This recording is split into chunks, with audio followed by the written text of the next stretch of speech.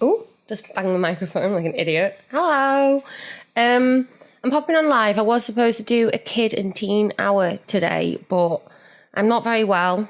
Recovering from having glandular fever, but also being autistic, I get very sensory overloaded and overwhelmed. I do talk a little bit about that in the What is Autism to You video, and I wanted to talk a little bit about sensory overload, and I find it best to talk about it when I'm in that state.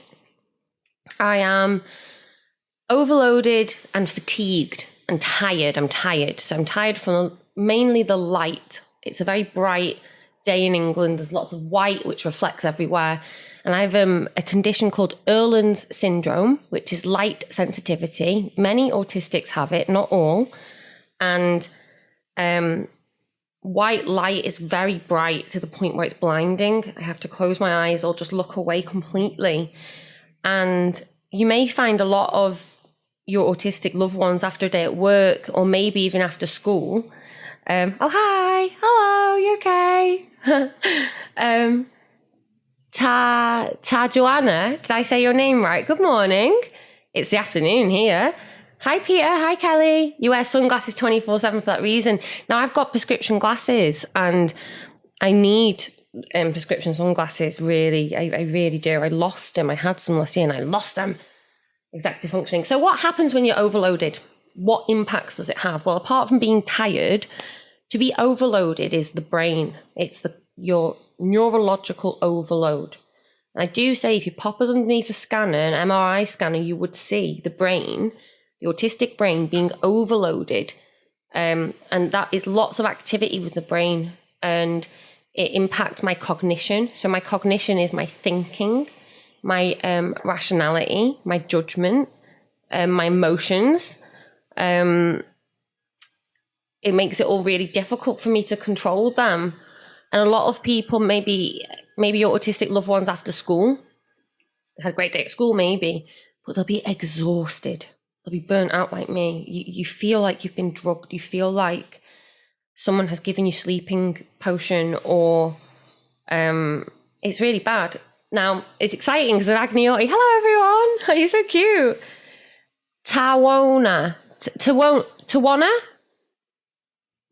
is how it's pronounced. Cool.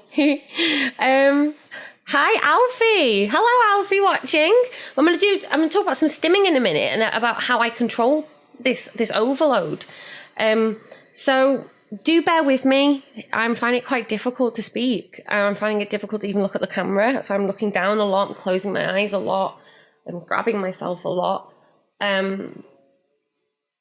So my little boy's been falling to sleep at school. And I'm convinced it is the sensory overload because it fatigues you. It makes you tired. You can't even concentrate on what people are trying to tell you. It can impact the way you speak as well. It can make you really forgetful. And that's your executive functioning. Executive functioning is knowing what to do, knowing which tasks are important, knowing what to prioritize, knowing how to organize yourself to get things done. All of that goes out the window. So making notes can help, especially when you're overloaded. Writing down, especially when you're forgetful, because then you can go back and look and then come back to it when you're less overloaded. So I stim a lot. And when I'm out and about in public, I've had a break from the computer today because of my light sensitivity. Looking at the screen is overbearing. And I have to look at the computer because I'm organising Chester Autistic Pride. Woo! I'm so excited! Chester Autistic Pride. And I've got loads of emails which I need to respond to, but I can barely look at the screen, let alone type. So I'm going to have to come to it after a nap. I'm going for a nap after this video, by the way. I need to stim dance first before I go. So I'm going to show you my stim dance in a minute. But it's game over. I've had a break from the computer. It's been 5 hours now feeling like this. And it's just, I really, really emphasize with the autistics who are in the workplace, who are at school, who can't get out of that environment, who don't get to go and have a nap, who don't get to go and be in a low sensory environment like I get to. You know, my heart goes out to you because I do understand that neurologically, you are battling, feeling exhausted. You're trying to listen to what people are saying. You're trying to take in the words, but the brain is tired. The brain wants to stop. And we don't permit our workers, we don't permit our children to stop. We don't. It's 9 till 5, and that's that. So don't be surprised when you come home if your autistics don't want to speak, if they shut down, if they can't express themselves. It's because they could be overloaded from the day.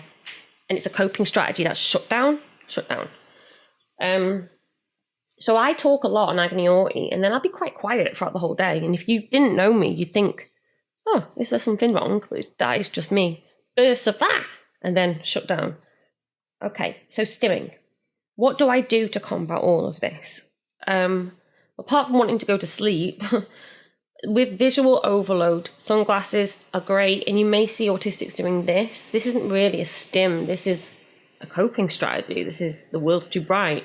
They may even go underneath a blanket or put themselves underneath their jumper and look at the world through the holes in their jumper instead. It's much more bearable.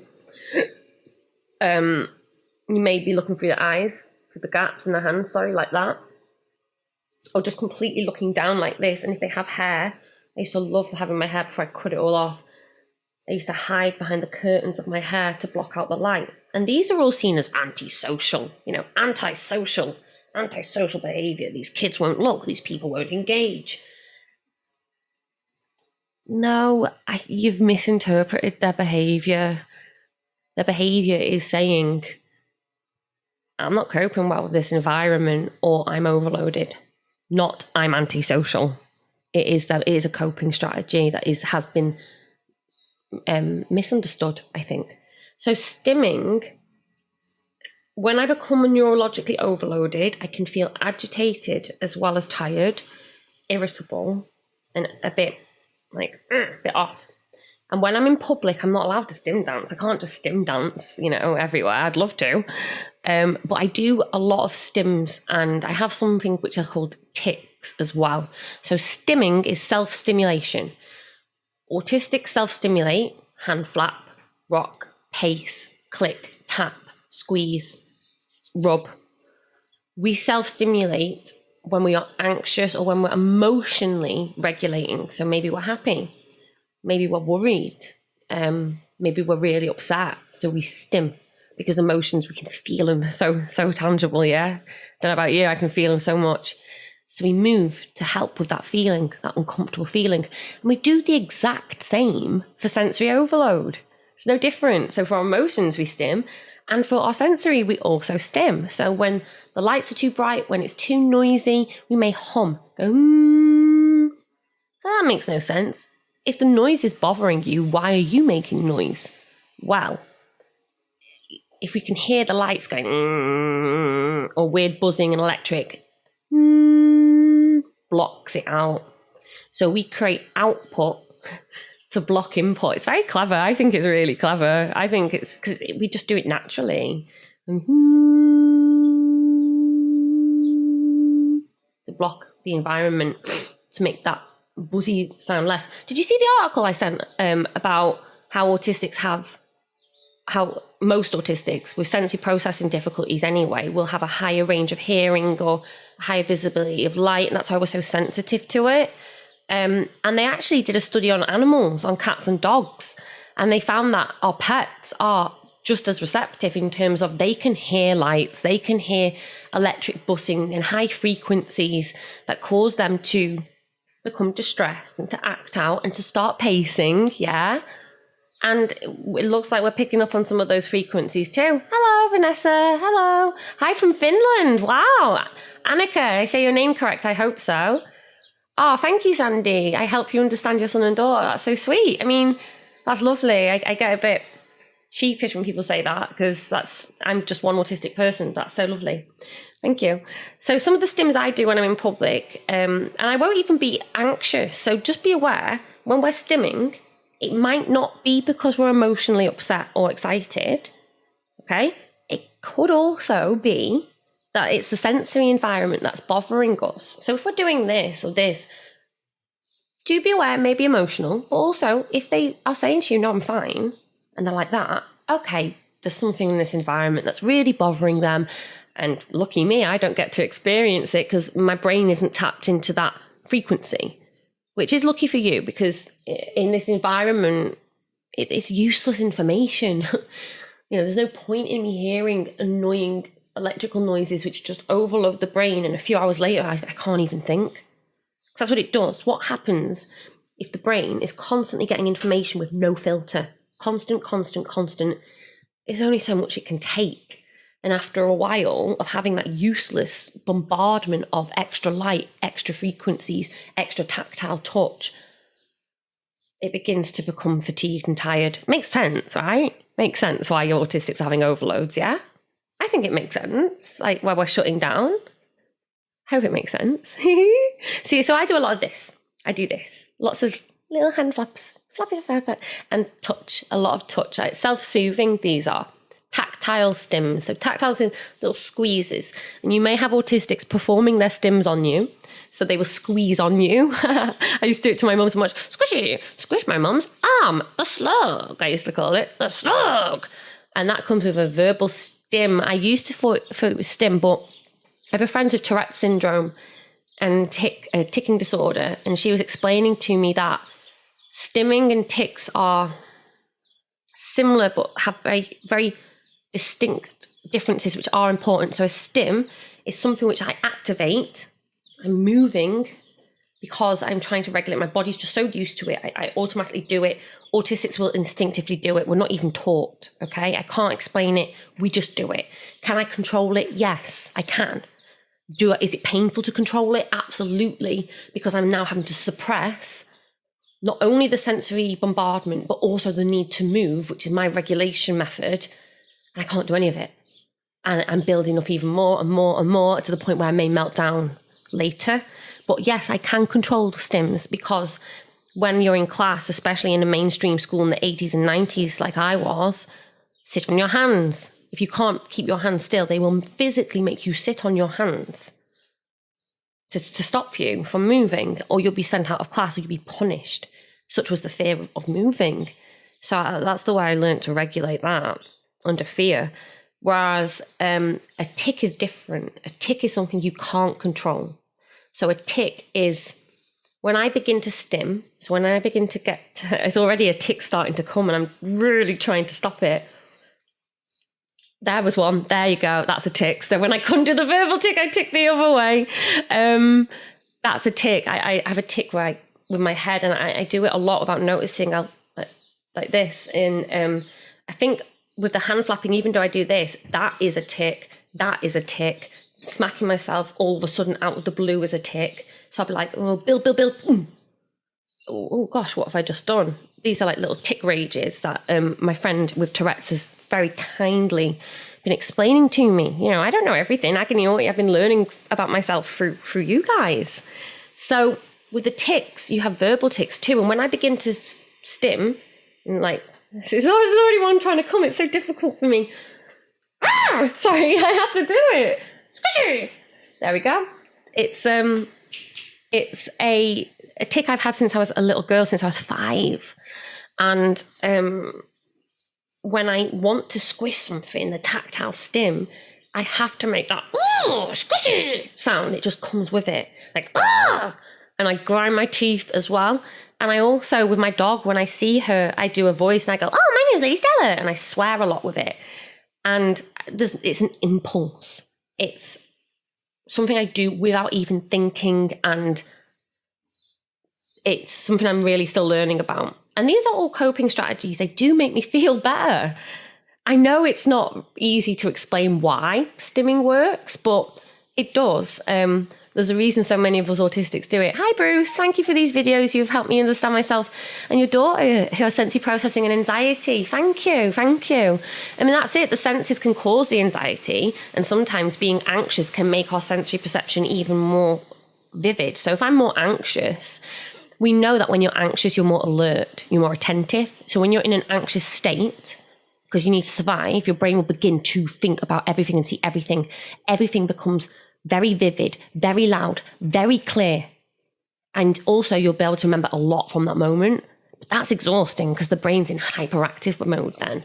So being anxious can actually activate your sensory system into overdrive as well. See, they're not separate little things. Yeah. So stimming. I stim a lot. And I stim dance. Now, the reason I stim dance is because I go through my day not being able to move like I want to, really. You know, I do at home. I get to, you know, a lot. I'm like, hee, and a lot, and I kind of wobble from side to side, pace, a lot of rocking, kind of lots of like tapping and like lots of this. I get to do that around my family. It's great. But when I go outside of my house, I mask, I suppress it, I hide it. Sometimes it just comes out anyway, but I do, and it comes at a cost. And when I come home, I put on a song and I stim dance. I get all that energy out. And I've had people saying, I'm sorry, Sarah, but what you're doing is just dancing. That's not stimming. That's okay for you to think that, I guess, but it does invalidate me when you say that, because as an autistic person, I am not dancing. Usually when you dance, I don't know about you, you put on a song and you just feel great and you start dancing to it, yeah? I'm dancing for a neurological, behavioral, and sensory and emotional purpose. People are, oh, that's heavy, that's deep, it's a bit corny. Absolutely. When I put on that music, I channel myself 100% emotionally. 100%. That's the time now. The mask is off. It's off. Open the key, let it out. I can feel my heart racing already from it. And I just move the way I need to move because I'm not allowed to do it. I'm not allowed to do it in society. And neither are your kids. Okay? And that's what I wrote a little poem about how I love stimming, about the joy it brings me, how it permits a space to take place in a space that doesn't allow this place to take place. I said that completely wrong. I wrote it better. So, yeah. And when I stim dance, I'm going to do it in a minute and then I'm going to go. I hope this was informative, by the way. Feel free to join in as well. When I stim dance, you'll notice that I sit and dance because I'm too tired to do it. I flap my hands a lot and I tick quite a bit throughout it. It's often in the form of like head move. I just did a tick then when I clip my jaw. It's often in head movements, like little head ticks, and the face. So if you see anything with the face, it is unconscious. I've been told that I'm very expressionate when I do dances, and I'm very unaware of the face, unless for somewhere I'm performing lyrically. But often, if my face is doing like little weird blinky things, I am very unaware of it until after I've watched it back. And it's because they're quite ticky, I guess. Yeah, it's weird. I'm not going to lie. It's weird to put myself out there like that. And I'm not a dancer either. I've never been taught it. I just move to music, so it feels good. So yeah, I'm going to do a little stim dance. Why do I do it? Okay, so if I'm overloaded auditory from all the horrible buzzing and all the horrible environment, and if all the lights are too much, why am I putting on a song, which is more auditory information, and then why am I moving, which is more tactile information? It's because inside of me, it feels like there's electric buzzing going all down my arms, all from my head, all my neck, in my head, across my eyes. It makes my thinking fuzzy. Even the words coming out my mouth feel like they're floating on clouds, like literally dispersed everywhere. I have like a little mind palace when I talk. I know it's corny. And when I talk, I can see structures of my sentences. And today, there's no structure. They're there. I can see it all floating and there's no structure. Why are they not structured? It's really annoying. Like, there's no need to put them on clouds. Stop being so literal. Sorry. My mind is so stupid. It's literally seeing words on clouds now. It's a lot more organized. But yeah, so your executive function goes. And when I move and dance, it gets a lot of that horrible energy out. It does release endorphins. It does release serotonin. It does release adrenaline. Okay? It releases all those good hormones. And as an immobile person who doesn't get to move and walk around a lot, this is like a little lifeline for me. So this is stim dancing. I hope you enjoy it. I'm really nervous now because there's like 72 of you watching. Oh no. Why is she doing this? You're going to have to give me a minute just to get in the zone, okay? So you'll just see me have to shut down a little. And disassociate just a little bit. Oh, here's one of my tics that that I do when I'm in public. Isn't that a nice one? Do you like it? I've done it since I was a little girl. So that's one, but this, I like the sound, and it's like a tactile, and you can go faster if you need to, get nervous, and slower and harder, and faster again if you need to, and it breaks up that time a little bit, and also it's maybe good for you to be aware of your own heart and your breathing. Yeah, so I do little things like that. Often put my hand to my chest to try and hold my heart, squeeze my wrists, you know? So all these behaviours, don't be freaked out by them. These are coping strategies. I hope you do appreciate it. It's so cute that you're saying that you do. It's very sweet. Right, let's go then. Alan, thanks for your work. You appreciate it. Cool. Dancing with no boundaries. Right, I need to get in the zone now. Right, okay, so this guy's called Mind Design, spelt like so.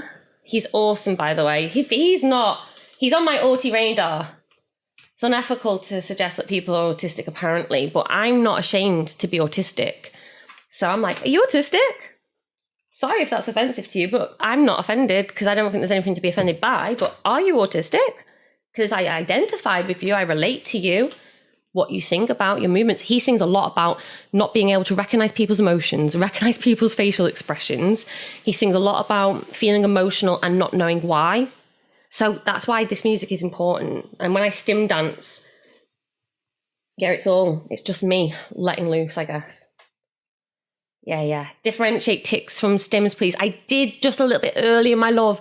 When I finish, this live chat will be ready for you to watch back. So if you go back, you'll be able to see the differentiation. Basically, in a nutshell, stims are something that we do to move to self-regulate emotions and sensory overwhelmment. We can control them, we can suppress them, but to do so is uncomfortable, and it will cause us to be overloaded or even meltdown later. Whereas a tic, you can't control that.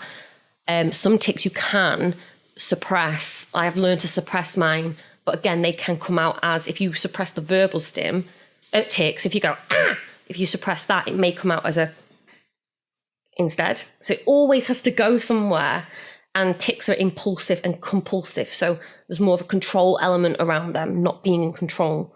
Sorry, that was a really rushed description. I'm sorry. Okay. Right, Mind Design. Let me just get in the zone. Hope it's loud enough. Oh, give me.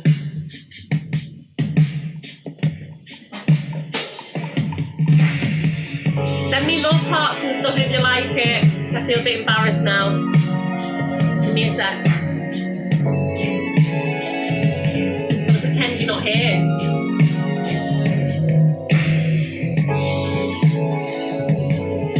I don't use this arm a lot, I'm dyspraxic. No coordination here.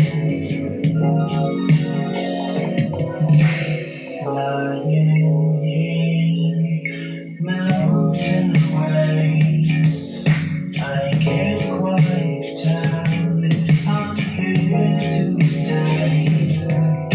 Your love is taking me to another place. The colors and harmonies leaving me with nothing to say. There's never nothing to say. The only thing I wanna do is embrace this moment for a change.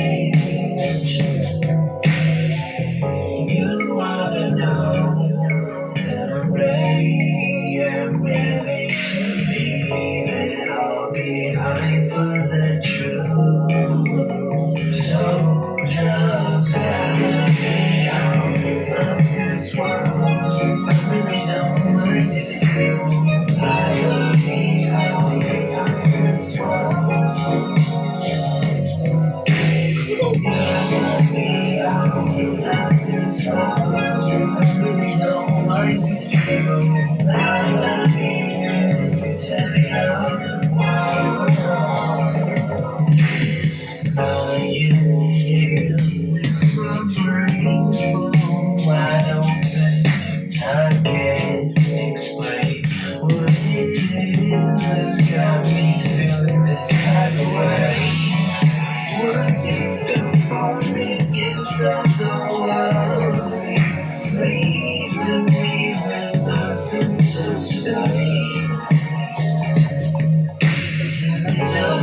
The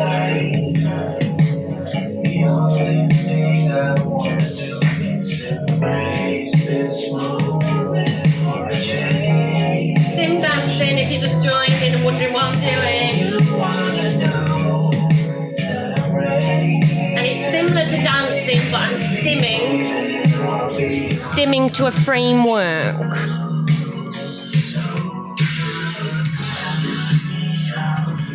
I think it's cute, the people who go, oh, you're just dancing. I think it's cute that I've managed to fool you.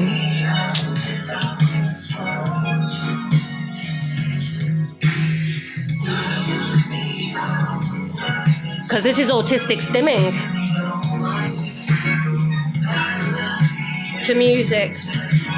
Instead of going, all day on my own. I put a song on. Relax, take a deep breath.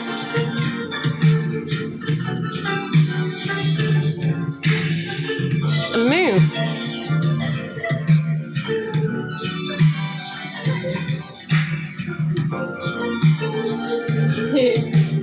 Thank you for watching. Do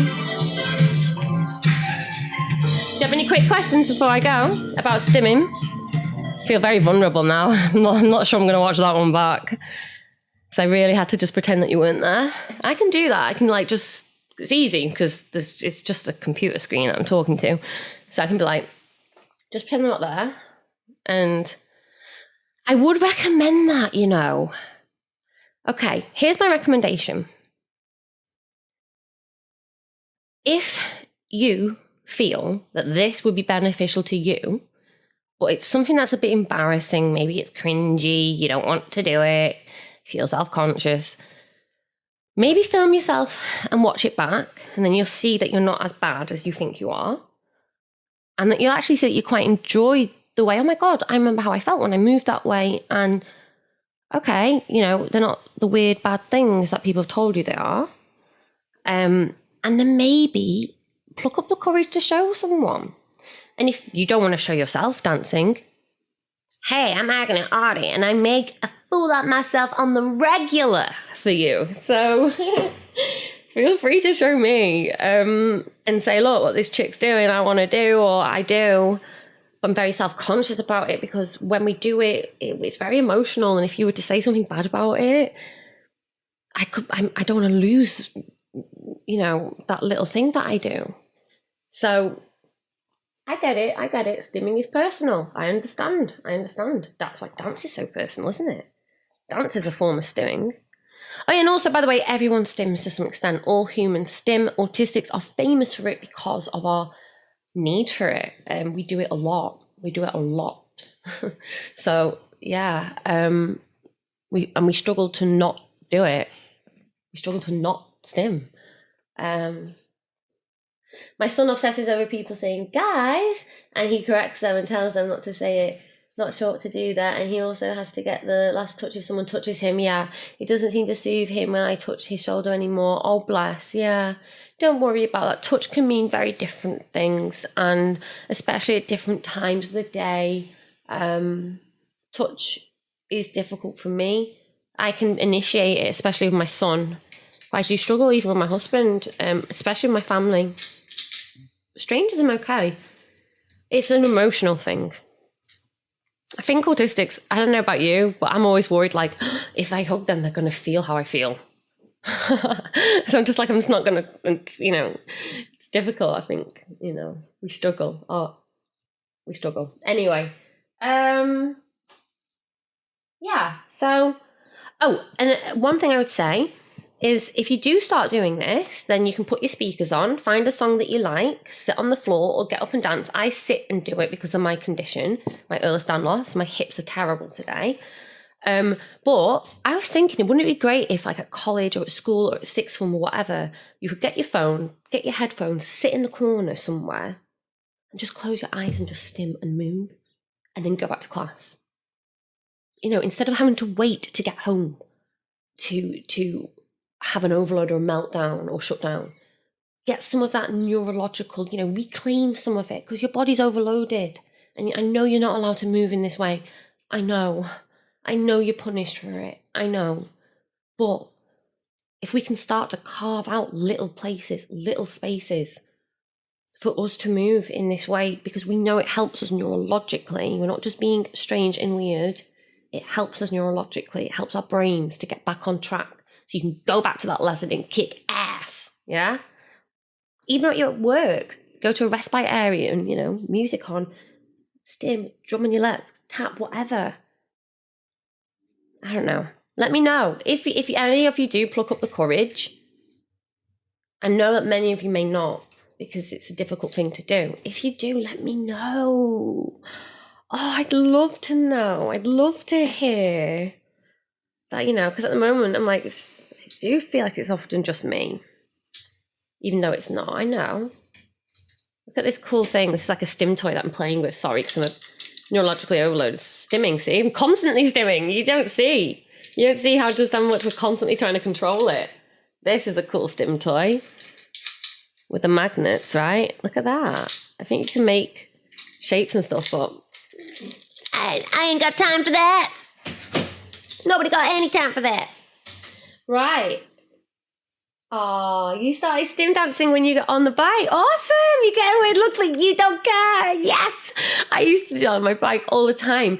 I was constantly walking to school dancing, head bopping, constantly. On my mobility scooter, you should see me around Chester. Oh my God. Oh, I'm like this on my scooter, and all of a sudden I'll just be like, I have to stop. But usually people just kind of smile and go, okay. Okay.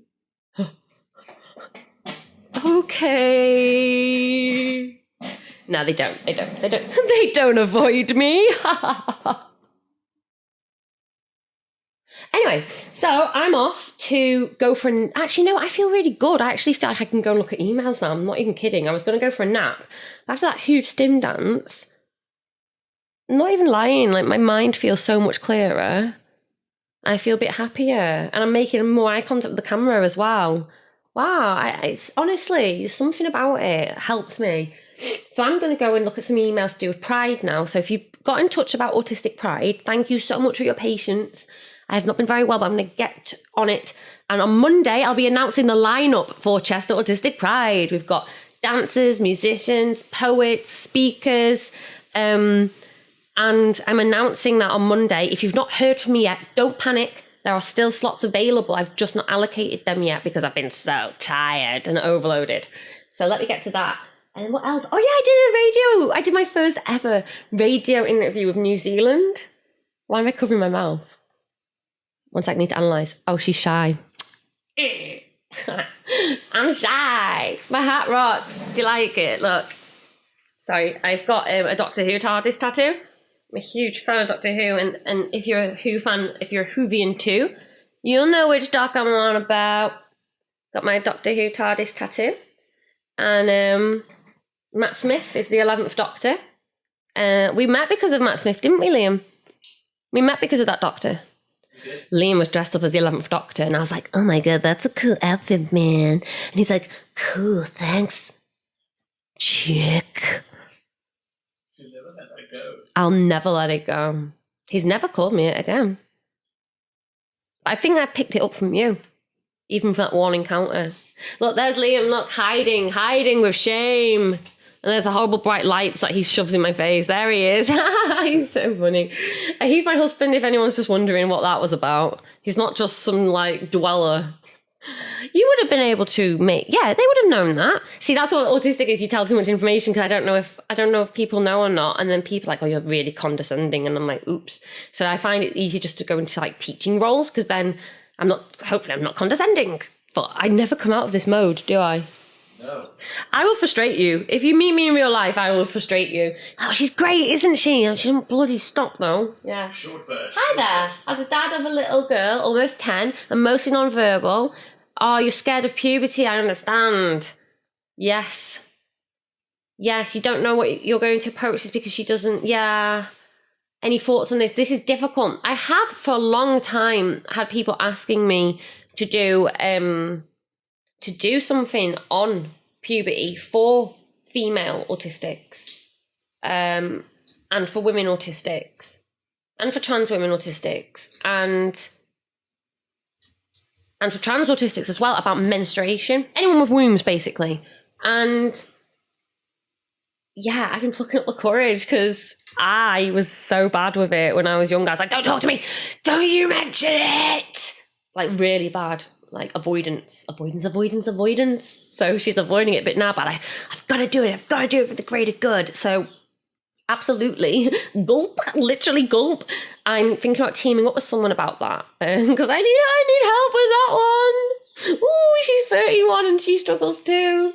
So yes, you're going through the same thing. Let me get on that. I'll get on it like a car bonnet. I was too nervous. I didn't know if people want to know. I'll get my sister on it as well because she's good with stuff like that too. And we'll talk about some options and education and hopefully maybe, especially for our non-verbal community members, making some infographics. What do you think? Making some infographics, some pictograms, and we can make them age appropriate. So we can do it from like early, age 10, and then again for older. So it's not condescending to our non-verbal members. Yay! Ow! Just hit myself in the collarbone. Let me make a note. Ready? Menstruation. Education. Pictures. Thank you so much for your suggestion, Chris and Lorraine. Yay! I'm stimming. Happy stim. My son's home now, so he'll come in and say bye-bye. There he is, the little legend. He'll come in and say bye-bye and end it. What else was I going to say? So got the Pride on the 1st of July. Going away to organise that. New Zealand Radio, that's it. I did my first ever radio interview with New Zealand Radio. New Zealand Radio, thank you so much for having me. No one in the UK's had me, so New Zealand, I'm more interested in what we're doing. So thank you. You're making pictograms for a week's schedule. Awesome, man. Maybe you can pop me a message and see if you want to help me with this. Yeah, no worries, Chris. Let me get on that. I certainly will. And Margaret, I've not forgotten about you. I want to share a story about Margaret. She's an amazing nana who tells stories to her granddaughter every single day to help with her emotional. And they're incredible. She draws, and what she does is she writes the stories, and then her granddaughter, who's autistic, draws the characters to the story. So again, because I've not been able to look at screens, I've not even been able to collate all of that. So give me a few weeks, Margaret, and I'll do that. Frankie, do you want to say bye-bye? Because I'm going to finish now. It's your juice, buddy. Frank, did you want to say bye-bye? No, okay. Did you want to use the computer? Or not? Frank's tired. He's playing Zelda. He's overloaded from schooly rules. So what we do is we give Frank a wide berth after school. Sometimes he's okay to talk, and then other times he just wants to shut down. Everything's too much, and I understand exactly what it's like. But for Frank, he doesn't yet know that he can't go at everyone. Just because you're tired and ill, and he's not got that yet, and why would he? So we try to be respectful of him when he's sensitive, and then he comes to us. In an hour or so, 40 minutes, he'll be with us. Hey Frankie, did you want to finish Agony Autie? No. Okay, my darling. I'm sorry for asking again. I was just double checking because sometimes you say no to everything, don't you? Okay, not play Zelda. Well, we can play Overcooked later. No, oppositional mode. Mr. Oppositional. Oh. Okay, there was one more thing. Pride. Oh yeah, Kids Hour. The Teen and Kids Hour is going to be the 5th of July. So wait, after I've done Pride, because we're going to do visuals for it, and I'm going to try and make it a lot better than my first one. I'm so sorry, it's very waffly. This one's going to be on emotions, and I'm going to have my niece, who is neurodiverse. She has Irlen syndrome. She's 10 years old, and she's going to be talking about emotions. I think we're going to be talking about sadness and anger on this one. So that's going to... Oh, wait, sadness and anger? No, worry. Anxiety. Let's hit the big one first, yeah? Anxiety, anger, and sadness. Those are good. Those are 3 good ones because they're often linked. Yeah, they're often linked. Okay, we'll do that. I'm talking to myself.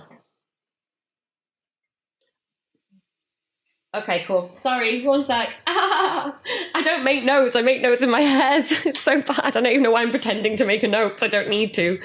That was me making the note. Anyway, so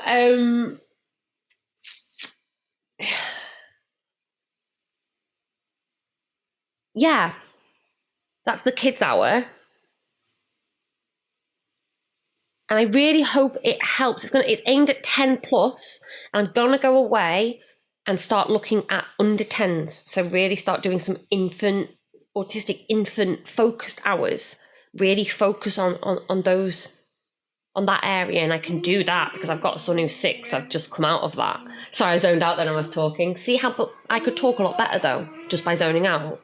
Instead of having to go, I'm Agony Autie, nah. If I just do this for ages and just, I don't even care how I look, I can get my sentence out. Yeah!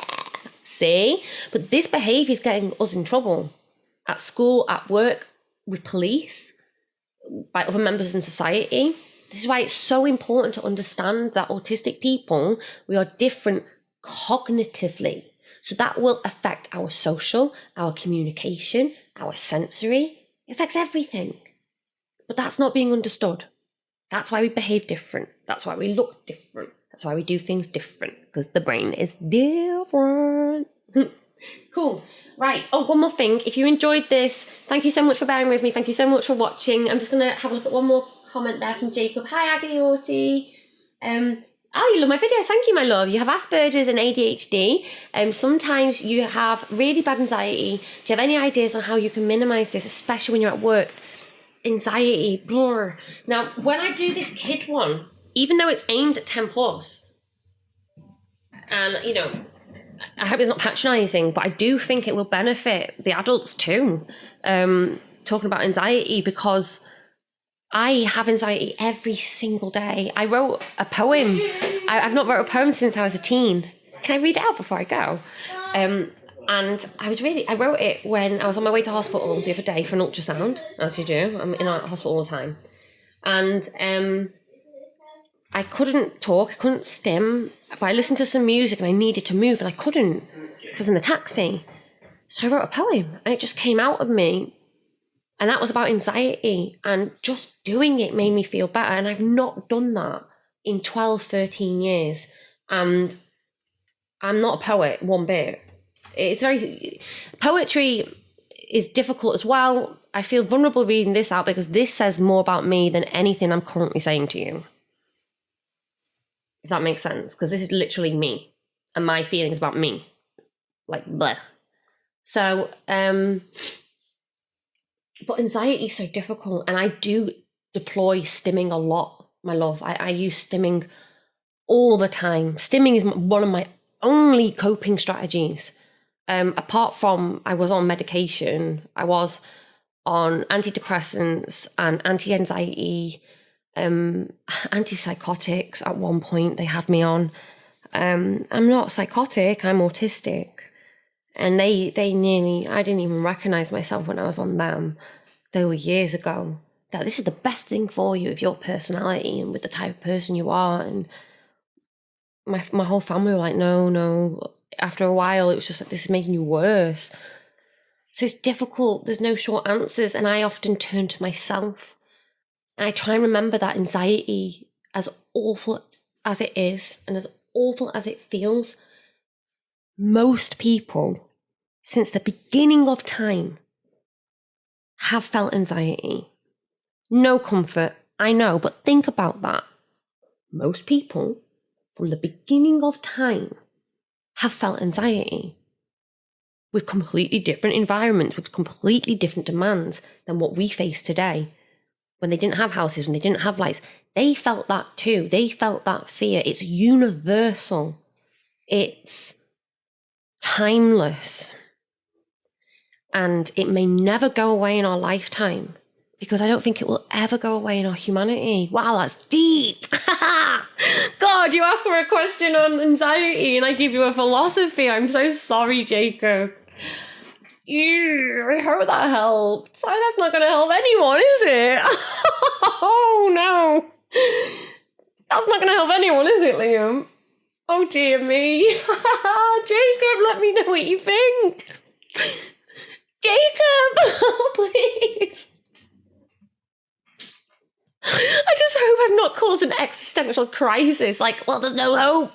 There's no hope is what she's saying. Not at all. I'm trying to say, we're all in this together. Can't you see?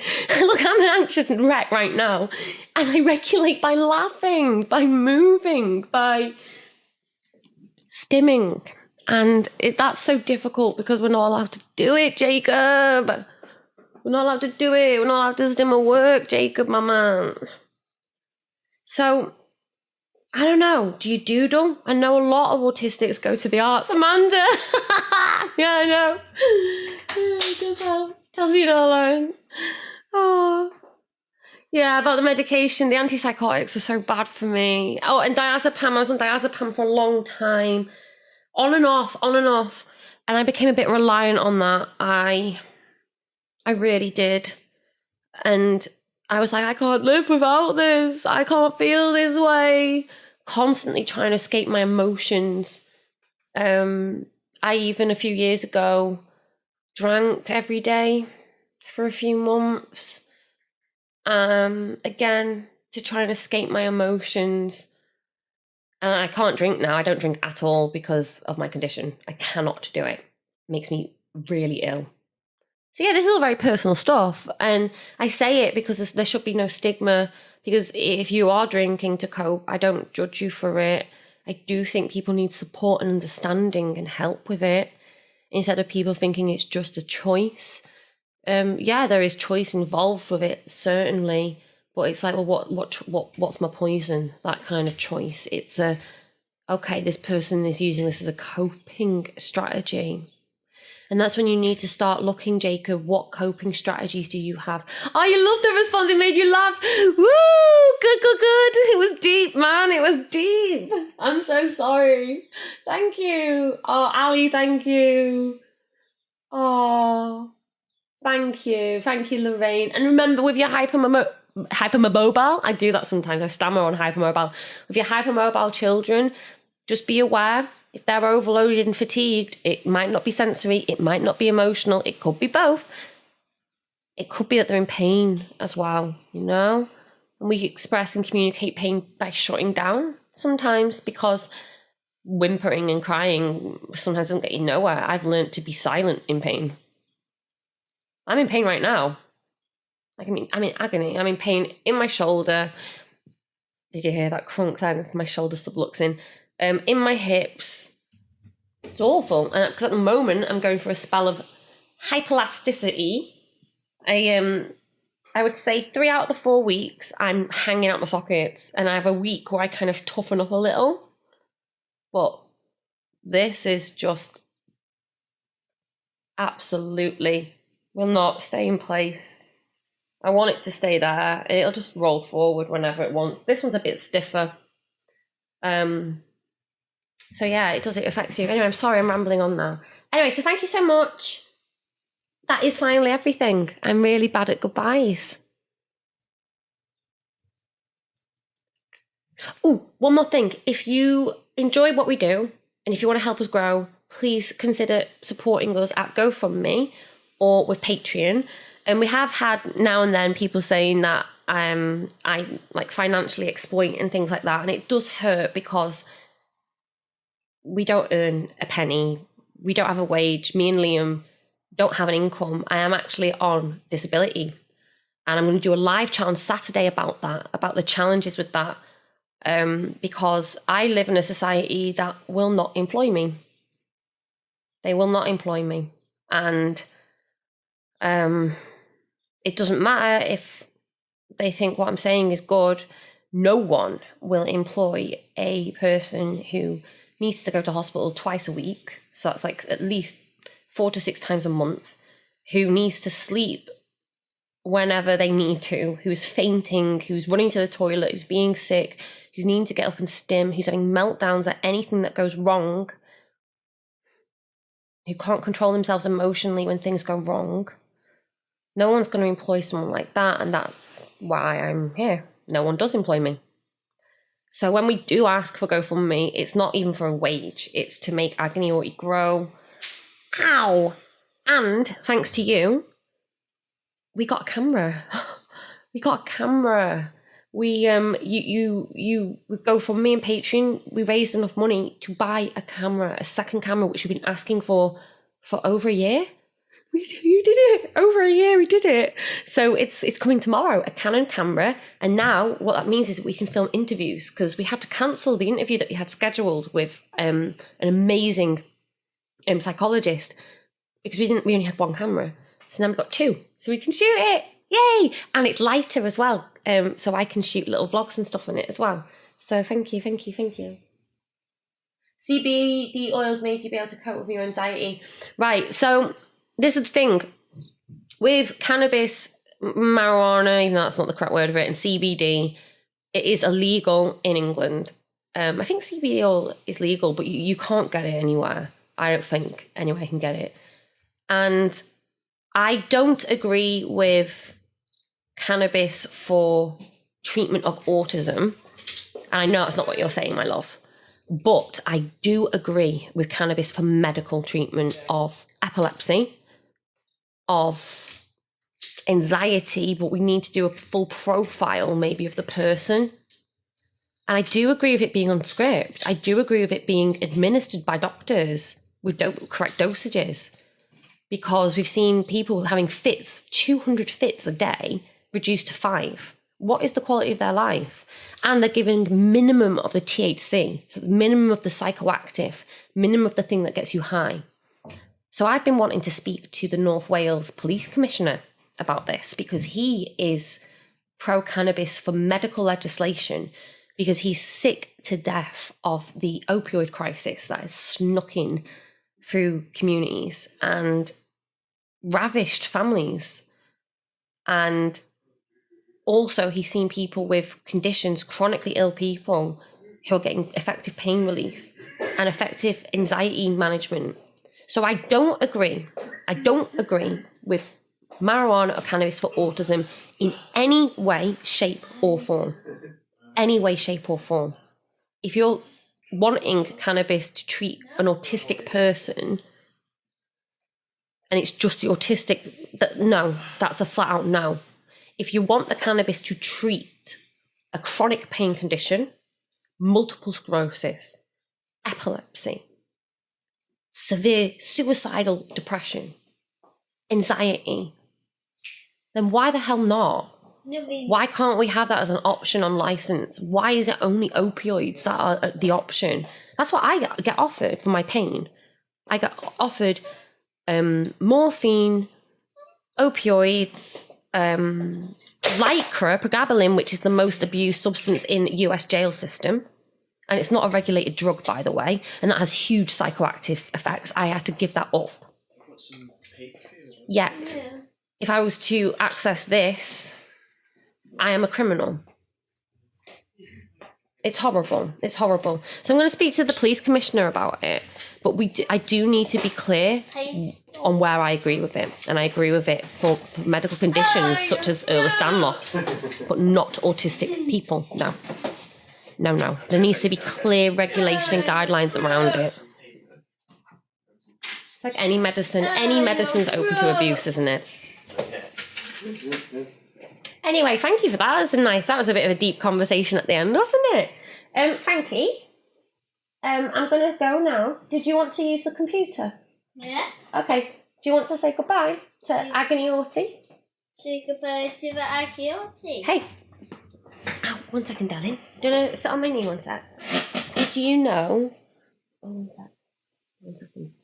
Did you know that next week, Mummy is going to do a kid and teen hour for children, for Agony Autie, on emotions. Liam, can you get Frankie's card for me?